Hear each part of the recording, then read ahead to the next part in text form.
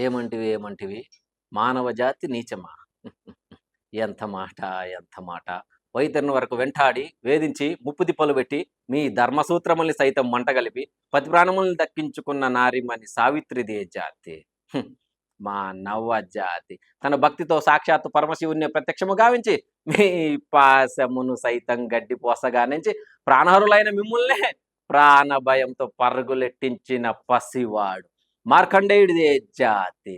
మా నవ జాతి. నేడు నీచ నీచమన్న మా జాతి మూలమున ఏనాడో అప్రదిష్ట మూట గట్టుకున్న మీరు నేడు జాతి జాతి అని మమ్ము అవహేళన చేయుటయా? ఎంత వివేకం, ఎంత జ్ఞానం, ఎంత కుసంస్కారం! నేటి నుంచి దేవుడు అధికుడు, నరుడు అధముడన్న కించ భావమును కూకటి వేలతో సైతం ప్రకలించి వేసదా. ముక్కులు పొందే ముక్కోటి దేవతలు, దిక్కులేని అష్ట దిక్పాలకులు, మనగడనిచ్చే పంచభూతములు సైతం జయహో నరుడని హర్షించే విధముగా సింహాసనం అధిష్ఠించదా. స్వర్ణమణిమయ రత్న గజతాలంకృతమైన ఈ సభా మందిరమున అకుటింత సేవాధ్యక్ష పరివార సమూహ మధ్యమున భూతల ధర్మ పరిరక్షణ నిలయమైన ఈ రౌరవమున సర్వదా శతదా సహస్రద పాప పంకిలమైన కుల మత జాతి కూపమును సమూహముగా శాశ్వతముగా ప్రక్షాళన గావించదా. ఎన్ని డౌట్స్?